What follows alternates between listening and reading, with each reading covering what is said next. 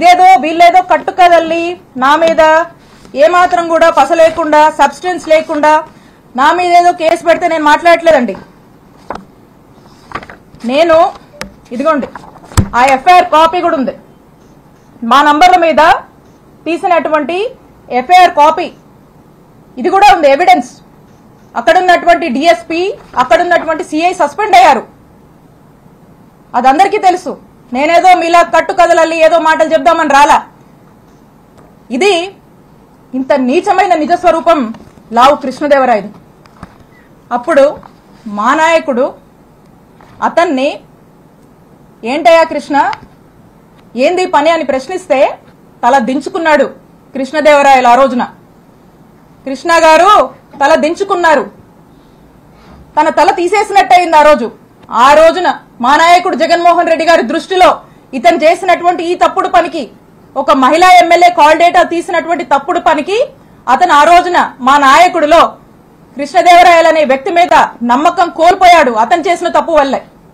నేనేదో కేసు పెట్టించాను, రెడ్ బుక్లో ఉంది, దాన్ని తీసుకొని ఈ కేసులు చేస్తూ ఉన్నారు. ఈ 9 నెలల నుంచే పెట్టారు. అమ్మా మీరు మరి చూసారో లేదో, నేను మీడియా మిత్రులు కూడా ఇస్తాను, దాని తర్వాత ట్విట్టర్లో కూడా షేర్ చేస్తాను, అందరూ కూడా చదువుకోవచ్చు. ఇది స్టేట్మెంట్ ఎవరిచ్చారంటే పి జాషువా, ఐపీఎస్ ఆఫీసర్. ఈయనకి సర్వీసు 2040 దాకా ఉంది సర్వీసు. ఆయన కెరియర్ ముందు చాలా పెద్ద కెరియర్ ఉంది. అటువంటి వ్యక్తి ఆయన సంతకం పెట్టి ఈ స్టేట్మెంట్ని ఇవ్వటం జరిగింది. ఈ స్టేట్మెంట్లో క్లియర్గా చెప్పడం జరిగింది. ఏమి అంటే ఈ లక్ష్మీ బాలాజీ స్టోన్ క్రషర్స్ దీనికి ఈ యాజమానికి నాకు ఎటువంటి బంధుత్వం లేదు, ఎటువంటి బిజినెస్ పరంగా ఏమీ లేదు, నాకు ఎటువంటి ఇది లేదు.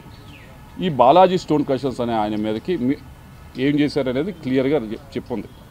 2021లో ఆగస్టు 24వ తారీఖున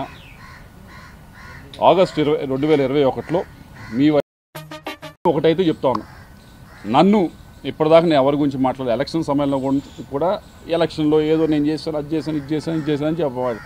టైమే అందరికీ సమాధానం చెప్తే నేను వదిలేశాను. నిజంగా టైమే కొంతమందికి సమాధానం చెప్పింది, వాళ్ళే తెలుసుకున్నారు అంతే. నేను ఇప్పుడు కూడా చెప్తాను, నేను ఎప్పటిదాకా నేను ఎత్తలేదు, మీరే ఎత్తారు, మీరే నా పేరు ఎత్తారు, మీరే మాట్లాడిచ్చారు రావుతో. తప్పకుండా నేను కూడా మాట్లాడతాను, నేను కూడా పేరు ఎత్తి మాట్లాడతాను. నిన్న మీడియా పరంగా నా గురించి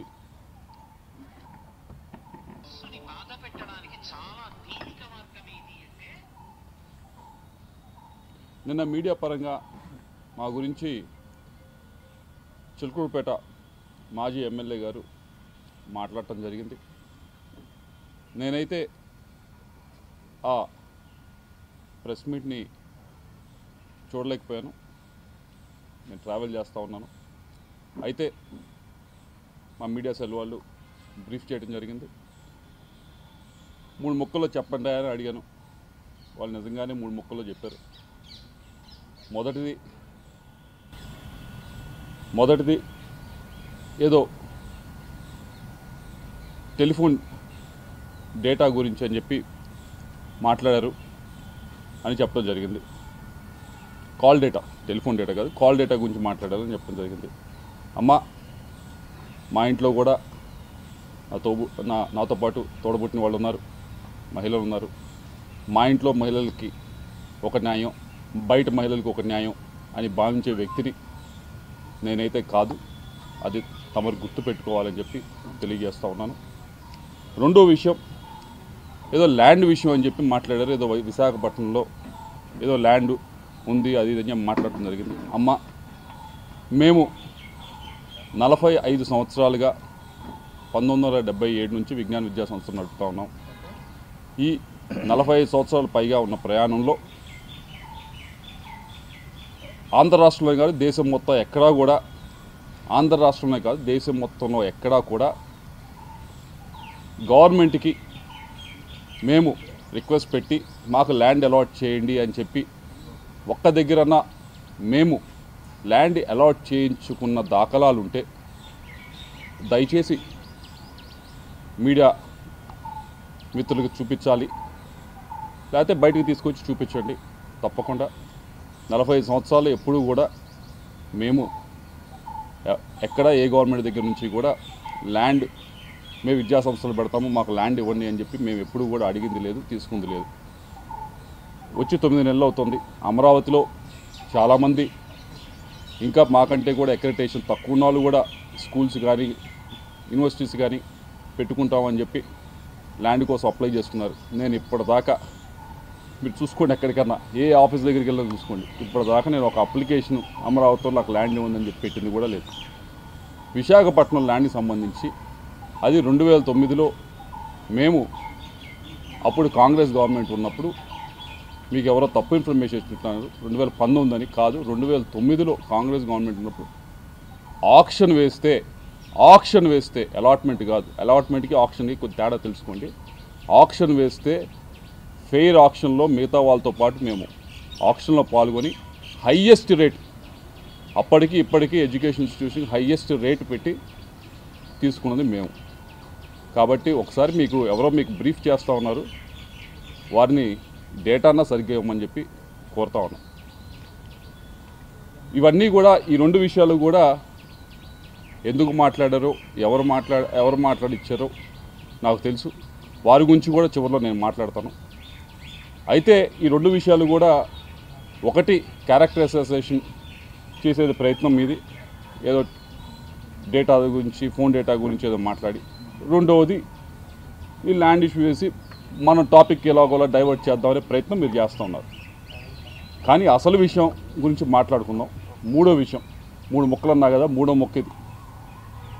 3వ విషయం ఏదైతే ఈ క్రషర్స్ విషయం, ఏ క్రషర్స్ దగ్గర డబ్బులు తీసుకున్నారు అనే దాని మీద మీరు చెప్పారట, నేనేదో కేసు పెట్టించాను, రెడ్ బుక్లో ఉంది, దాన్ని తీసుకొని ఈ కేసులు చేస్తూ ఉన్నారు, ఈ 9 నెలల నుంచే పెట్టారు. అమ్మ మీరు మరి చూసారో లేదో, నేను మీడియా మిత్రులకు కూడా ఇస్తాను, దాని తర్వాత ట్విట్టర్లో కూడా షేర్ చేస్తాను, అందరూ కూడా చదువుకోవచ్చు. ఇది స్టేట్మెంట్ ఎవరిచ్చారంటే పి జాషువా, ఐపీఎస్ ఆఫీసర్. ఈయనకి సర్వీసు 2040 దాకా ఉంది సర్వీసు. ఆయన కెరియర్ ముందు చాలా పెద్ద కెరియర్ ఉంది. అటువంటి వ్యక్తి ఆయన సంతకం పెట్టి ఈ స్టేట్మెంట్ని ఇవ్వటం జరిగింది. ఈ స్టేట్మెంట్లో క్లియర్గా చెప్పడం జరిగింది. ఏమి అంటే ఈ లక్ష్మీ బాలాజీ స్టోన్ క్రషర్స్, దీనికి ఈ యాజమాన్యానికి నాకు ఎటువంటి బంధుత్వం లేదు, ఎటువంటి బిజినెస్ పరంగా ఏమీ లేదు, నాకు ఎటువంటి ఇది లేదు. ఈ బాలాజీ స్టోన్ క్రషర్స్ అనే ఆయన మీదకి ఏం చేశారనేది క్లియర్గా చెప్పుంది. 2021లో ఆగస్టు 24వ తారీఖున